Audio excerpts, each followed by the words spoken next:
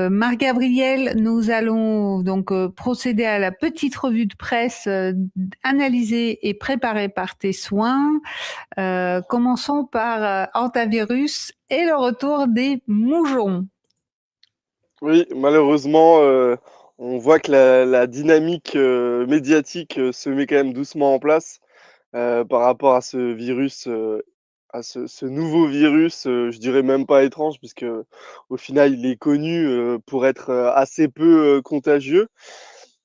Mais on a toutes les chaînes, des chaînes d'infos qui commencent à reprendre en boucle le même narratif avec les masques, le gel hydroalcoolique et toute une génération de gens qui commencent à se dire que ça va rebasculer comme le Covid. Et malheureusement, dans le monde réel, on commence à voir des gens avec des masques. Voilà, ce qui pose quand même évidemment des questions sur la concrétisation d'une nouvelle psyop autour d'une fausse crise sanitaire. Puisque la réalité, c'est que rien ne se passe, hein. Là, on parle de dizaines de cas et on retrouve encore ces éléments de langage avec asymptomatique. C'est-à-dire, moi, ça me fait toujours un peu rire les épidémies mortelles où il y a besoin de tester les gens pour savoir s'ils sont malades ou pas. Voilà, les cas asymptomatiques, ça prouve bien que c'est une épidémie qui est quand même très très résiduelle et qui peut être gérée sans problème. Il y a même maintenant des symptomatiques qui ne sont pas positifs. Ça, c'est Oui, nouveau. voilà, ça commence à devenir encore plus compliqué. Donc bon, en tout cas, ce qui est sûr, on l'a vu la semaine dernière, c'est que c'est une volonté oligarchique et de l'élite de nous refaire basculer dans une crise sanitaire, comme on l'a vu avec les unes de The Economist sur la une de Noël 2025 et la une sur projetant l'année en cours sur l'année 2026. Après, ce qui pose évidemment question, c'est l'acceptation par les populations, et on va parler de la population française, de ce narratif. Moi, je me suis dit, personne va marcher cette fois, parce que même les gens qui ont été vaccinés, pour le coup, ont peut-être été vaccinés pour de bon, sur le fait que ça valait pas forcément le coup par rapport à la mortalité du Covid. Il y a beaucoup de gens vaccinés qui sont revenus de cette période d'hystérie sanitaire.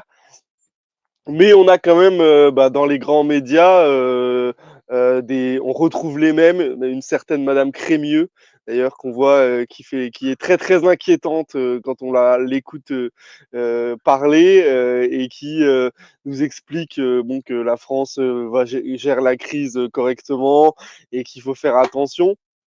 Déjà, ce qu'il faut dire, c'est que le corps nu, celui qui joue vraiment son rôle en termes sanitaires, c'est le corps nu. Sur les réseaux sociaux, on voit quand même qu'il y a une vague d'hostilité et que beaucoup dénoncent cette nouvelle opération psychologique.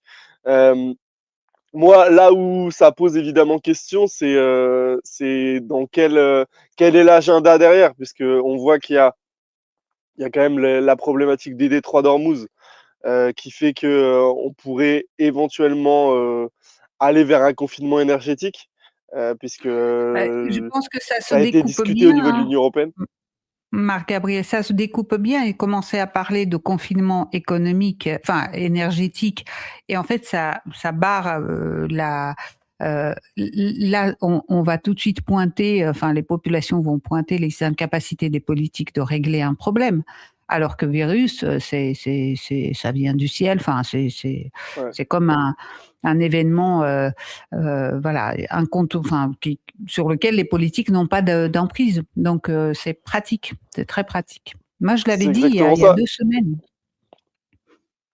Et ça pose encore une fois la question, on en a souvent parlé, mais certains analystes ne voient pas se dérouler dans des conditions normales l'élection de 2027.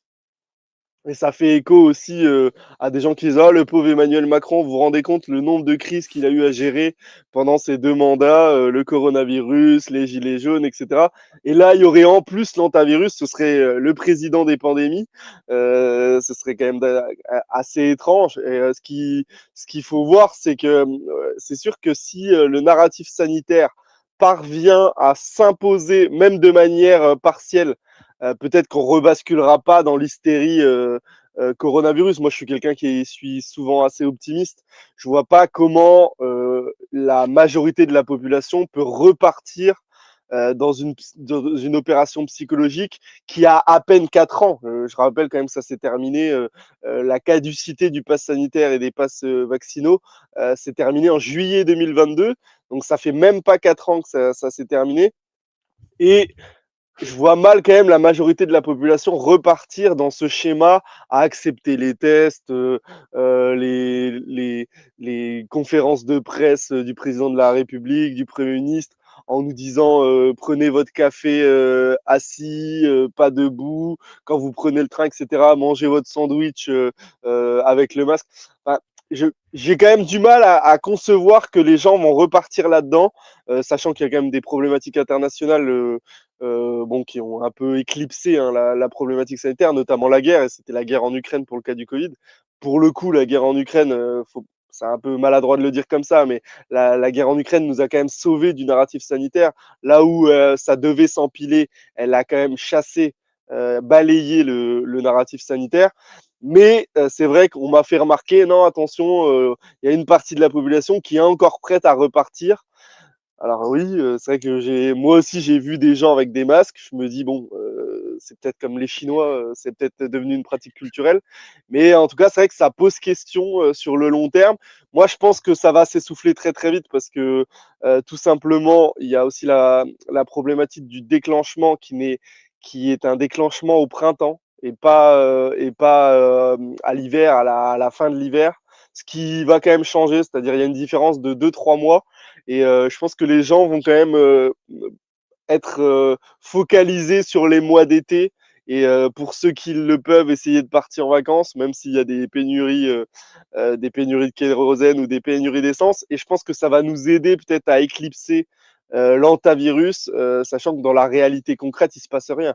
C'est-à-dire, il n'y a pas de surcharge, il y a pas de, voilà, même s'ils commencent à parler des enfants, j'ai vu des enfants avaient été contaminés, on ne sait pas quels sont les risques pour eux. Bon, je pense que ça va quand même s'éclipser au fur et à mesure du temps, sachant qu'il y a aussi une Coupe du Monde de foot qui arrive. Donc, ça va être un moyen pour le pouvoir d'aseptiser le climat politique pendant un mois et demi, et peut-être mettre de côté les véritables problèmes. Donc, à voir ce qui va se passer, mais je pense que le déclenchement de cette opération psychologique n'arrive pas dans le bon moment. Et ça a espéré qu'elle se concrétise pas par des mesures folles et concrètes comme on l'a eu avec les auto-attestations et surtout les passes sanitaires et vaccinaux. Marc-Gabriel, souvent sur, cet argument comme quoi les Français vont apprendre du passé pour, heu, ils ont réélu Emmanuel Macron en 2022. Il y a un candidat en lice, Édouard Philippe, qui était le grand gestionnaire de la crise, du covid, qui a besoin d'aide pour être, le bon candidat du système. Ça répond un petit peu à ces questions. Est-ce que c'est vrai ou pas? À mon avis, c'est tout à fait vrai, le fait que les Français font confiance au gouvernement pour bien gérer cette crise. C'est ça qui est affligeant, mais c'est la réalité par ailleurs, non? Ouais, alors là, c'est la réalité des sondages. Voilà, il y a un sondage qui est paru et qui dit que la majorité des Français, comme tu viens de le dire, font confiance au gouvernement. Là, je suis quand même dubitatif. C'est qui paye les sondages, hein. Faudrait déjà savoir répondre à cette question-là. Qui paye le sondage? Qui fait un sondage pour savoir si les Français ont confiance en leur gouvernement? Ça, voilà, ça pose évidemment question. Et bah oui, tu as raison. De fait, Emmanuel Macron a été réélu. Est-ce qu'il n'a pas non plus profiter. On sait que les guerres, même si je rappelle que la France n'est pas en guerre, Emmanuel Macron s'était quand même présenté un peu en chef de guerre de l'Europe. Est-ce que à ce moment-là, il n'y a pas eu une faiblesse des oppositions on va dire ce qui a permis à Emmanuel Macron de se placer un peu en leader maximo et surtout en comment dire, pas d'instabilité dans une période où Poutine peut envahir l'Europe. Hein. On était quand même un peu dans ce schéma-là. J'allais dire les chars soviétiques, les chars russes remontant les Champs-Élysées. Bon, j'exagère, mais je pense qu'il avait aussi profité de ce climat ridicule de guerre et il avait profité d'une opposition politique, pour ne pas citer Marine Le Pen, qui est au niveau de, enfin, à râler pas crête. Elle est au niveau du sol, Marine Le Pen. Il suffit de se souvenir même de son débat en 2022, où elle avait tout pour mettre le BlackRock Gate, le McKinsey Gate, le Rothschild Gate, et elle en a parlé d'aucun. Le Covid Gate, parce que tout était lié, mais elle, le Rassemblement National et Marine Le Pen se sont, comment dire, adossés au narratif sanitaire, de guerre, etc., progressivement en tout cas pour la guerre. Et ça pose évidemment question. Et d'ailleurs, je le dis, là où LFI se comporte bien depuis plusieurs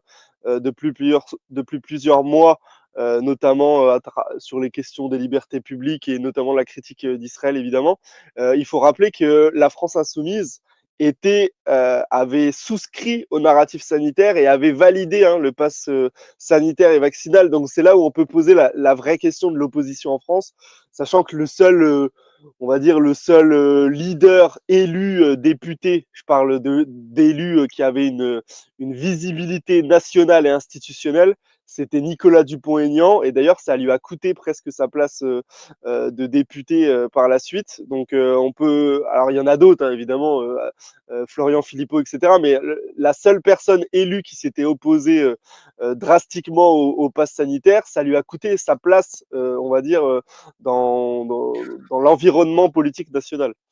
Bon, il y avait aussi Vonner, il y avait enfin, ils Mais ont non tous été réélu. Oui, validés, Martine oui, Vonner, oui. et Mais puis il y Martine avait Vonner, beaucoup ça de lui a aussi coûté sa place. sénateurs. Effectivement, il y avait quelques-uns, puis Rivasi enfin, au Parlement européen, certains sont même morts. Donc bon, c'est comme ça. Mais bon, passons, on verra. On va faire wait and see pour voir comment ça se développe. J'ai tout à l'heure professeur Perron qui va nous parler justement d'hantavirus et nous expliquer un petit peu plus en détail ce que c'est ce virus terrible. Trump en Chine, invitation, nouvelle invitation. Enfin, ça y est, c'est le printemps chinois aux Si États-Unis. si tu le permets, juste pour faire la transition, je pense que c'est très important justement d'inviter des gens comme Christian Perron. Je vois aussi le travail que Louis Fouché fait sur sa chaîne et sur les réseaux sociaux. J'ai la chance Le... parce que j'ai de la chance. J'ai aujourd'hui Christian Perron et demain professeur Raoult. Donc on Ah va bah oui, vraiment là balayer le sujet.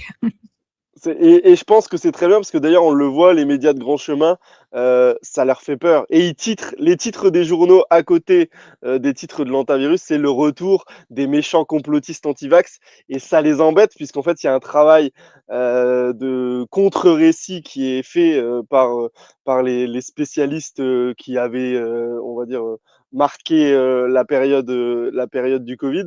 Et je pense que c'est très important de les mettre, enfin déjà de les mettre en valeur pour montrer qu'il ne se passe rien et qu'on est encore sur une opération psychologique où même l'effet de surprise n'existe pas. C'est-à-dire que pour certains, le Covid, il y avait eu quand même un effet de surprise. Et là, ça n'existe pas. Et donc voilà, c'était pour me permettre de redire ça. Et ça fait le lien, évidemment, le virus chinois, souvenons-nous, comme Trump avait appelé le coronavirus, le virus chinois, bah, on voit que Donald Trump, en pleine crise sanitaire de l'antivirus, n'hésite pas à aller dans le berceau du virus chinois, du virus covidien, pour négocier. Alors, ce qu'on peut dire et ce qui est quand même très très marquant, et je pense que on peut échanger de ce point de vue-là. J'ai trouvé que Donald Trump était très très loin du mal dominant et du triomphant président américain de l'âge d'or des États-Unis. Là, on voit clairement, alors je trouve que c'est quand même affligeant pour le symbole et pour l'image, que le dominant, c'est Xi, c'est Xi Jinping, le président chinois. Même dans sa gestuelle, dans la manière de se comporter, on a l'impression de voir le président d'une petite puissance venir quémander l'influence et voilà, soit des commandes au niveau économique ou soit, on va dire, le recours chinois pour solutionner une crise qui a été provoquée par Donald Trump et évidemment les Israéliens, hein, puisque c'est une commande d'Israël, mais par Donald Trump, il a par soumission accédé à la demande des Israéliens.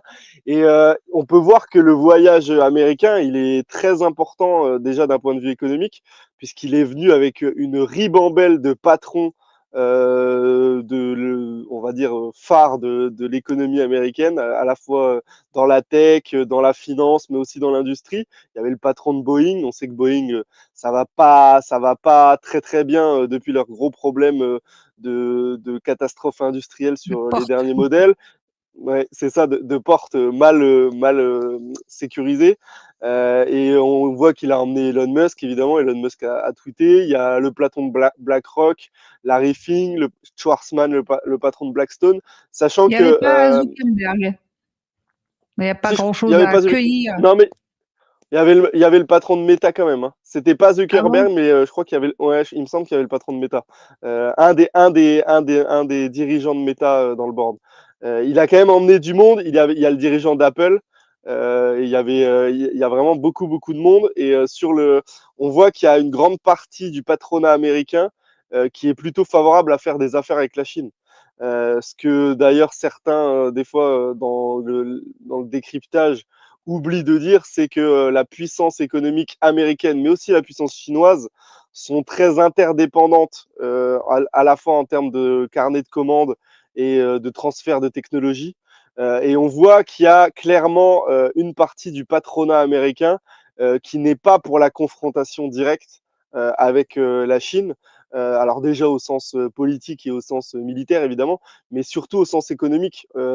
Le dirigeant qui symbolise, on va dire, cette volonté de partenariat, c'est Larry Fink, où BlackRock a déjà considérablement investi en Chine et est vraiment pro-business. Je dirais pas américain, parce que ce que BlackRock représente les États-Unis, c'est toujours un peu la grande question. Même s'il gère les affaires américaines, je suis pas certain qu'on puisse parler d'intérêt complètement américain. Mais en tout cas, on voit que Blackstone et BlackRock sont, on va dire, les têtes de gondole de ces patrons. Et moi, ce qui m'a quand même marqué, c'est que Trump, à son arrivée sur le tarmac d'Air Force One, n'a pas été accueilli par Xi. Et alors nous, on en parle beaucoup quand c'est Emmanuel Macron. Oui.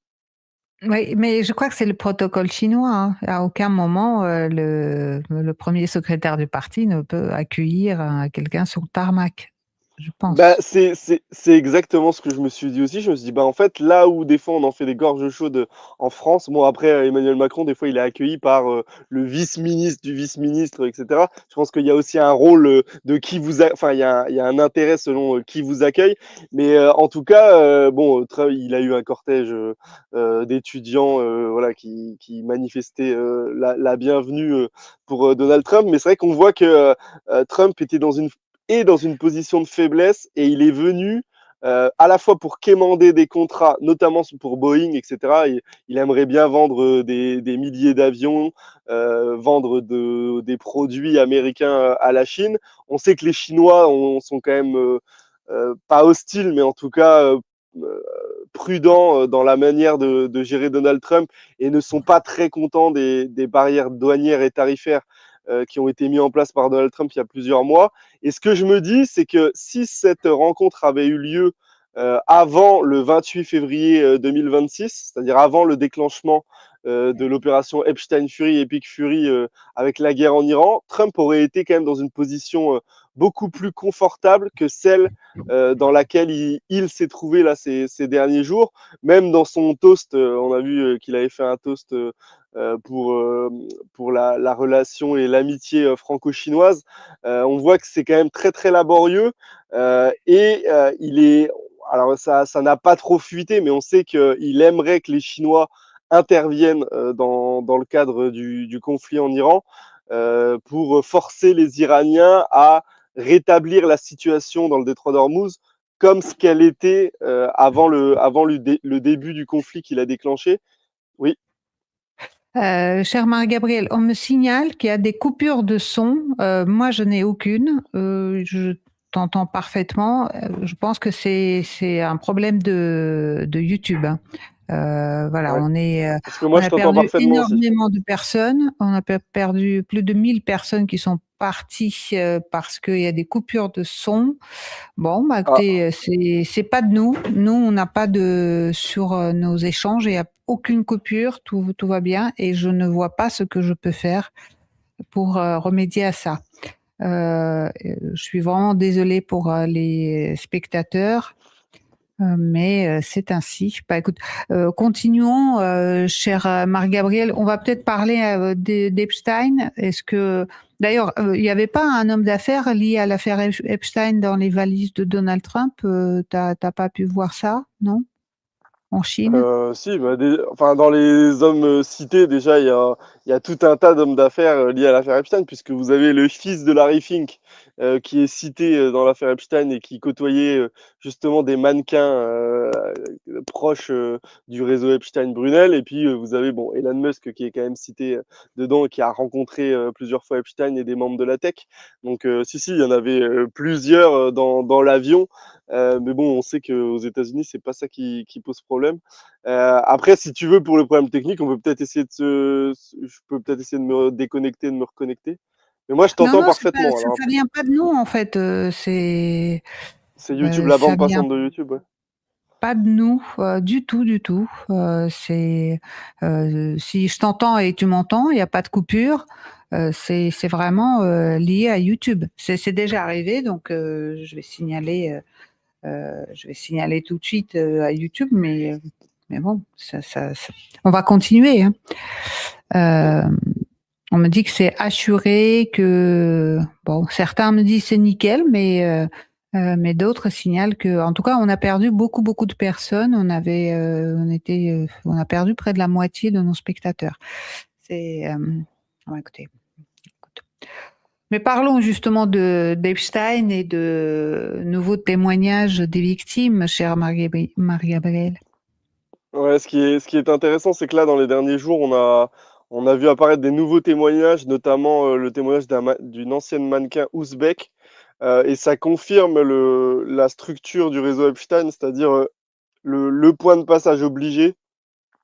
Bon, maintenant on commence à avoir l'habitude, mais en fait, la relation privilégiée d'Epstein dans son réseau et dans le transfert de mannequins, c'était bien Paris, les États-Unis, donc Paris, New York, puis après les mannequins étaient redispatchés soit aux Oro Ranch ou à Palm Beach.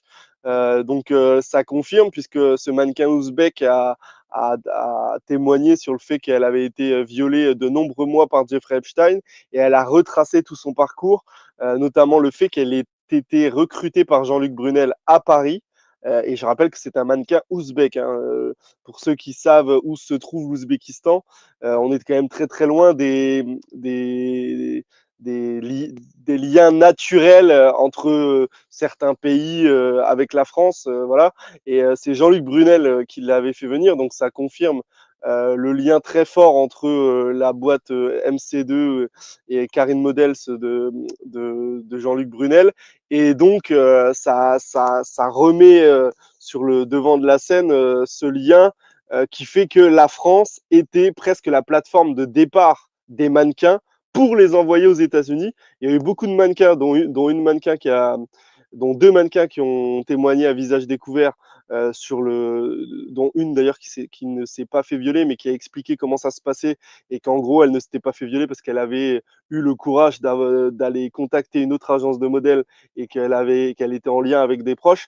Et ça pose évidemment la question sur le fait qu'en France, l'affaire Epstein ne rebondit pas de la même manière que dans les pays anglo-saxons ou même la Norvège où il y a eu des arrestations et des mises en examen quand même qui sont assez importantes, notamment des diplomates et du couple Todd Larsen. C'est là où on peut encore une fois se poser des questions puisque le monde de la mode en France est clairement mis sous les projecteurs et il ne se passe rien. C'est-à-dire là où on a des noms, j'en dirai pas plus parce que je sais qu'il y a des enquêtes et il y a des gens qui me contactent, mais il y a des noms qui ont déjà été inquiétés pour des affaires dans les années 90 et début 2000. Il y a des noms dont on sait qu'ils étaient proches du réseau Epstein et qu'ils ont participé au réseau Epstein. Il devrait y avoir des mises en examen tout de suite dans les jours qui ont suivi ces nouvelles divulgations de documents. Il ne se passe évidemment pas grand-chose alors qu'il y a des éléments notables et des faits, notamment des témoignages de femmes, qui mettent en cause tous ces individus. Donc, qu'est-ce qui fait qu'en France, nous sommes le seul pays où les grands, on va dire, les grands protagonistes ne sont pas plus inquiétés. Et quand je dis inquiétés, ce serait simplement des auditions, même des auditions libres de la part de la police. On sait que certains ne sont même pas auditionnés par les services de police. Donc, qui couvre? Pourquoi? Et est-ce qu'il n'y a pas une complicité au plus haut des responsables politiques? On sait évidemment que les deux présidents des chambres du Parlement ont refusé d'ouvrir, en tout cas de pousser pour l'ouverture d'une commission d'enquête à la fois à l'Assemblée nationale et au Sénat. Ça pose évidemment des questions. Dans les dossiers Epstein, Emmanuel Macron et nommément cité. J'ai vu d'ailleurs que vous avez fait une excellente émission avec Alain Escada où il l'a bien souligné. Il y a un faisceau d'indices qui prouve que Emmanuel Macron a bénéficié d'une partie du réseau Epstein, au moins d'un point de vue de l'influence politique. On ne va pas aller sur le volet pédocriminel. Et c'est là où ça pose évidemment de grosses questions. Et certains ont tendance aussi à faire le lien avec les révélations vous savez, de certaines stars du cinéma français autour de leurs crimes par rapport à l'inceste ou des agressions sexuelles qui sont en train de sortir. Et en fait, ces stars sont liées de manière plus ou moins proche à ce réseau de prostitution de mannequins qui était connu en France. Voilà. Donc c'est peut-être ce qu'on appelle un damage control. On fait tomber les gens les moins concernés, ou en tout cas les moins problématiques au niveau politique. On les fait tomber, sachant qu'il leur arrivera pas grand-chose, parce que c'est des témoignages des fois qui sont très vieux, il y a plusieurs décennies. Ça va peut-être briser leur carrière et encore, hein, puisque on se souvient que Harry Habitant, malgré les témoignages et les choses dont il a été accusé, a refait un spectacle où la première dame s'est rendue et a critiqué celle qui critiquait le retour de Harry Habitant sur le devant de la scène. Mais en tout cas, tout ce qu'on voit se passer, notamment, je vais dire les noms, à travers les affaires Berry et les affaires Bruel, c'est peut-être en lien, je le dis.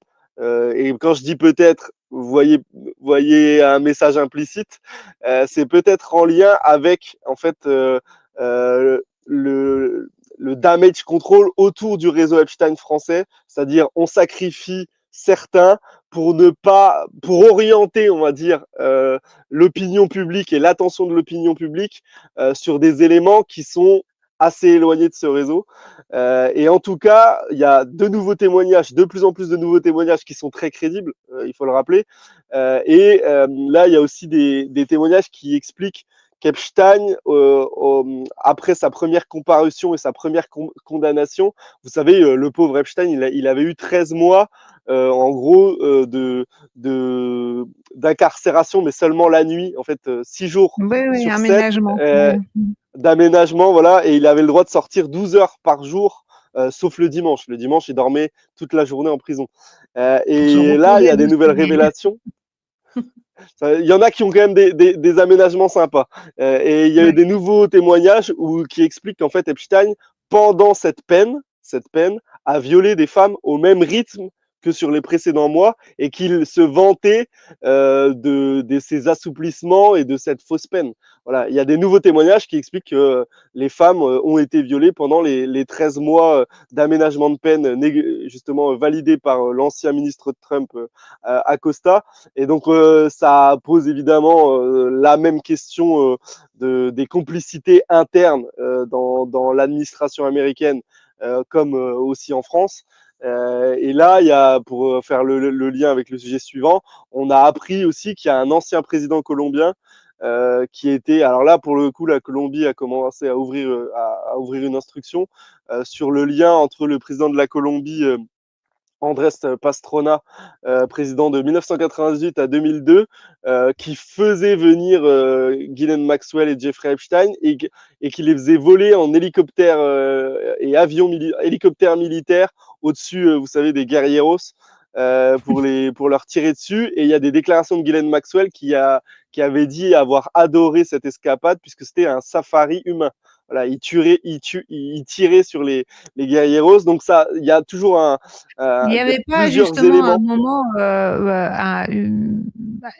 Ariane de Rothschild qui est remerciée pour une partie de chasse très sympathique Si, aussi. si, si, Il y si, avait si. un D'ailleurs, mail Ariane aussi. de Rothschild, c'est exactement. Il y a plusieurs mails où la chasse est derrière la chasse d'êtres humains est implicitement évoquée. Mais là, en tout cas, c'est même pas implicite. C'est-à-dire en Colombie, Epstein et Ghislaine Maxwell avaient pris un avion avec un avion militaire, hein, je répète bien, pas un avion, un hélicoptère militaire, pardon, pour survoler, vous savez, des zones qui étaient administrées par les rebelles et leur tirer directement dessus. Voilà, ce qui avait été très apprécié par Jeffrey Epstein. Et ce qui est intéressant, c'est de voir que ce président de la Colombie de 98 à 2002 est le président le plus, Andrés Pastrana, est le président le plus détesté de Colombie.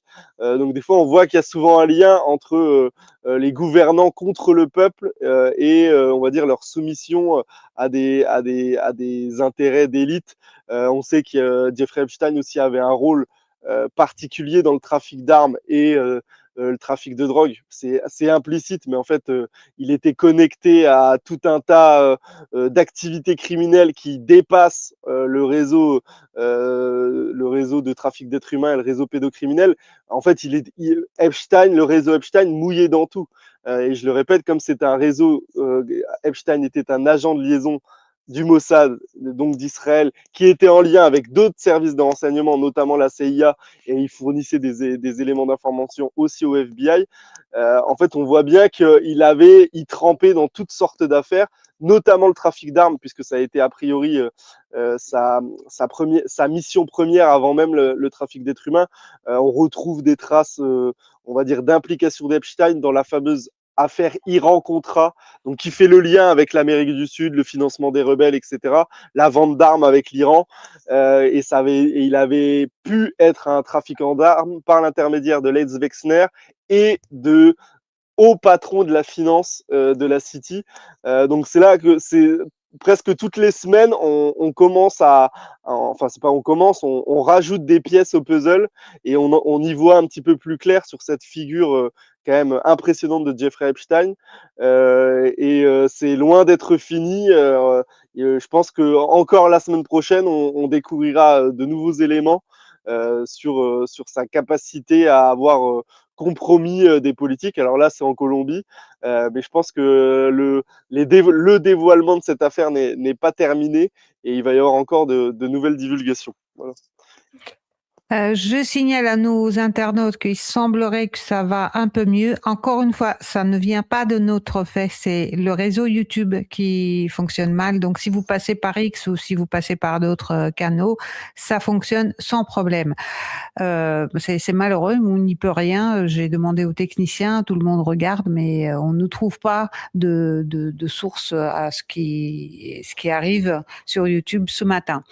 Sinon, on va aller un peu plus vite suite, cher Marie-Gabrielle, parce que il y a d'autres sujets. Donc, New York Times a révélé les affaires de crimes sexuels dans les prisons en Israël et Israël a réagi. Oui, la communication, ça a été un tweet de Benjamin Netanyahou, du criminel de guerre Benjamin Netanyahou. Donc on passe des crimes sexuels de Jeffrey Epstein aux crimes sexuels d'Israël. Il y a quand même un lien qui est notable. Et il y a eu du coup Gideon Sar, qui est le ministre des Affaires étrangères, et Benjamin Netanyahou ont décidé de riposter et d'attaquer le New York Times. Donc c'est quand même pas anodin, puisqu'en fait on voit qu'il y a une offensive d'Israël à la fois sur les réseaux sociaux, puisque Benjamin Netanyahou a quand même déclaré qu'Israël était détesté en grande partie à cause des réseaux sociaux. Voilà, comme si les réseaux sociaux étaient une entité par eux-mêmes, c'est-à-dire ça ne dépendait pas des gens qui échangeaient sur les réseaux sociaux. Mais là, il y a une attaque institutionnelle d'un média, alors qu'on aime ou pas. Hein, je veux dire, le New York Times, il y a des enquêtes qui sont intéressantes. Et en fait, le New York Times a juste fait une partie du travail. C'est-à-dire, il y a eu des éléments qui ont été relevés par tout un tas de journalistes et des témoignages d'organisations des droits de l'homme. Et donc, en fait, le New York Times a révélé une des affaires sordides de viol de femmes et d'hommes. Et c'est là où on voit qu'il y a une problématique psychologique dans la mentalité israélienne qui est très vite portée sur la chose en dessous de la ceinture. Voilà. Et on le voit d'ailleurs sur les trolls sur les réseaux sociaux. C'est toujours une mentalité particulière qui fait de la chose sexuelle un instrument évidemment de domination, mais aussi de dégradation et d'humiliation. Donc je ne vais pas rentrer dans les détails. Les gens peuvent aller voir ce dont est accusé Israël dans les prisons palestiniennes. C'est juste, excusez-moi du terme, mais je vais rester correct. C'est dégoûtant et glauque. C'est du même ordre que ce qui se passe avec le dossier Epstein. Et évidemment, ça met mal à l'aise Israël, puisque ça, ça lui fait perdre un peu sa crédibilité encore plus. Vous savez, son linge blanc de seule démocratie du Moyen-Orient. Quand on voit ce qui se passe dans ces prisons où la plupart des détenus sont détenus de manière administrative, sans jugement, etc., on peut évidemment se poser des questions sur la nature de cette entité Israël, qui est une entité terroriste et qui le confirme avec sa gestion des prisonniers. On le voit, Israël a créé un tribunal militaire il y a quelques jours pour condamner à mort plus facilement, de manière presque administrative.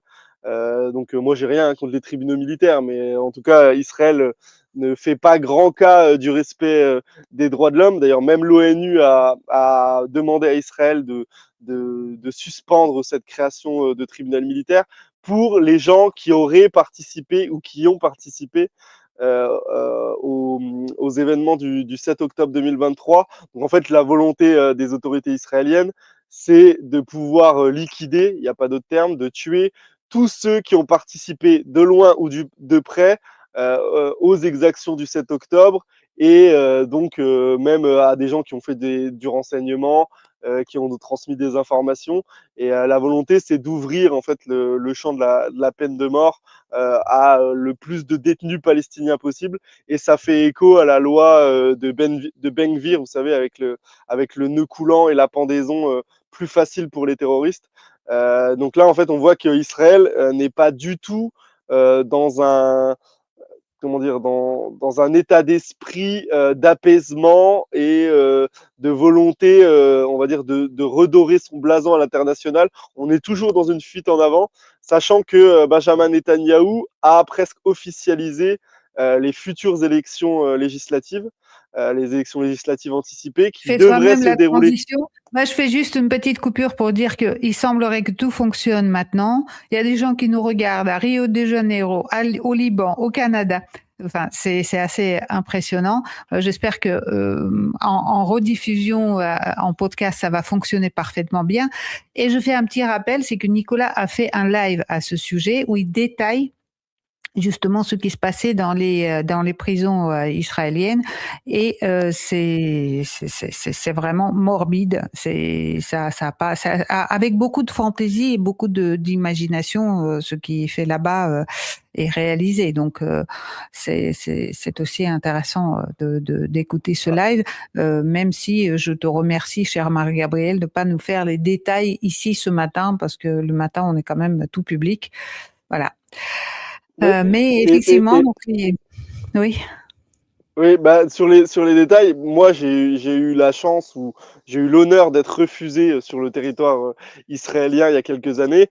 Et Ah oui. je le dis, oui, fallait soi-disant parce que je voulais pas me soumettre au test de sécurité, donc je représentais une menace pour Israël.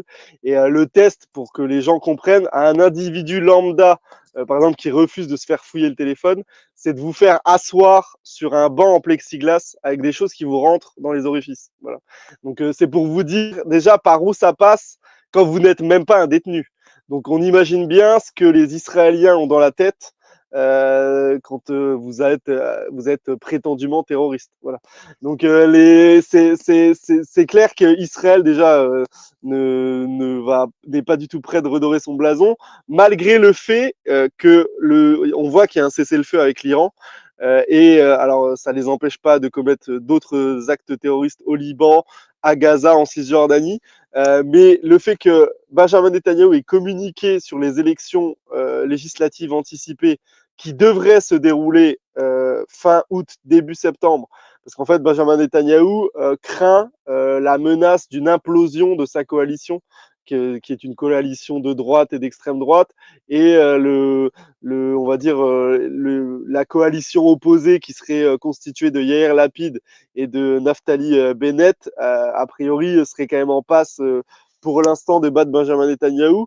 On voyait il y a un moment, on va dire, où les Israéliens se sont un peu calmés parce qu'ils étaient obligés, enfin Benjamin Netanyahou était obligé de s'occuper de sa situation politique interne, sachant qu'il faut le dire, il n'a pas bénéficié du tout de la guerre en Iran, même au sein même de sa population. Il y a évidemment au sein même de la population israélienne plein d'individus qui étaient contents et qui pensaient que le Mashiach allait revenir à l'occasion de la guerre en Iran et de l'opération Epic Fury ou du Rising Lion, je ne sais plus comment ils l'ont appelé en Israël.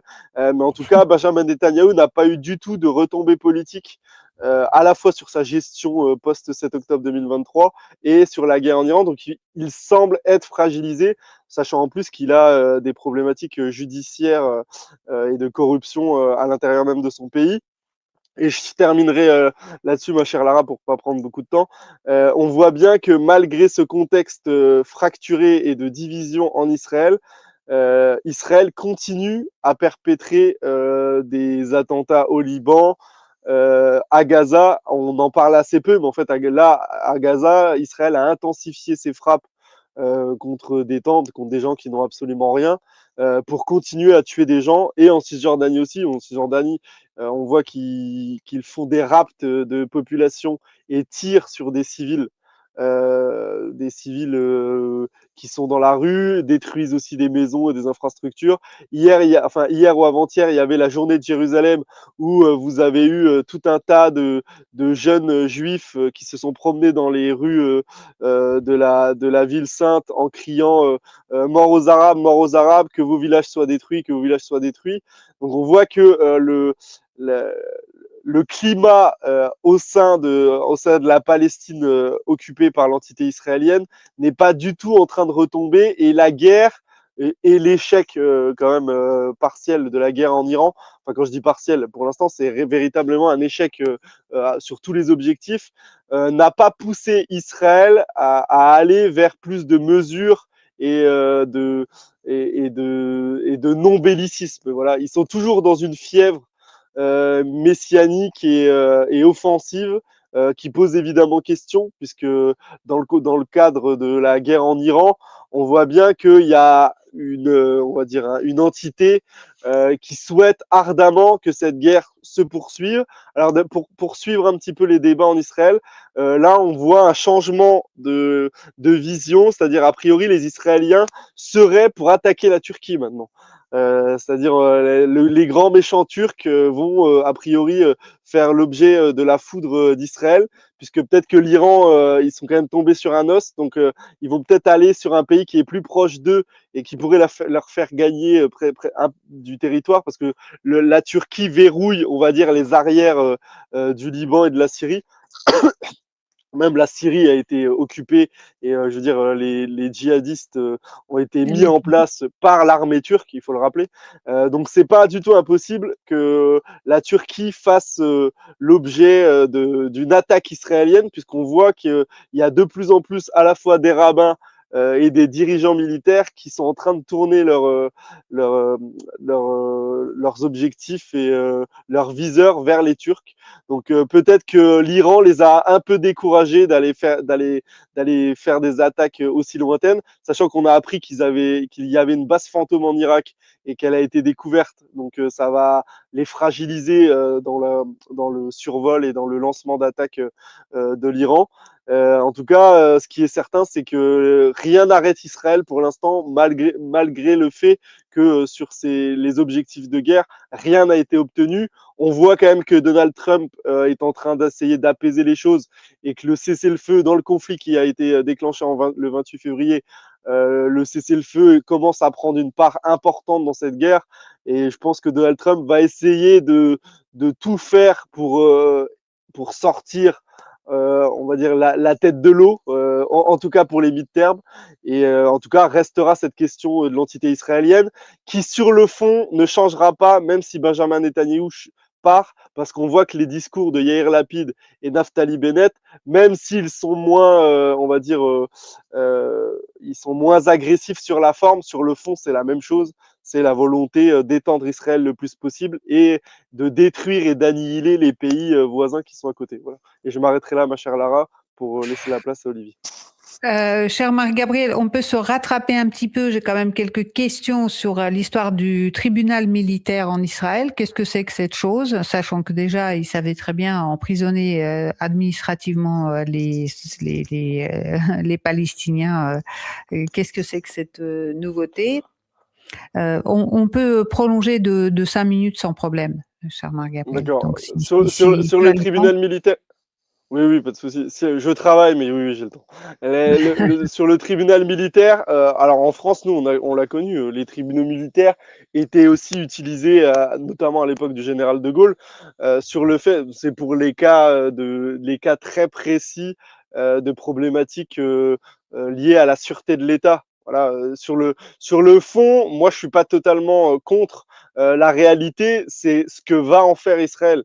En fait, Israël, concrètement, c'est la volonté, c'est de tuer les Palestiniens le plus rapidement possible. Voilà. En fait, la question d'un tribunal militaire, elle se pose quand vous avez soit une problématique de guerre civile dans le pays ou des complots étatiques, vous savez, comme c'était le cas sous la France du général de Gaulle avec le carteron de généraux, c'est-à-dire quand vous avez une possibilité de coup d'État à l'intérieur même de votre État, ce qui n'est pas du tout le cas d'Israël. Hein.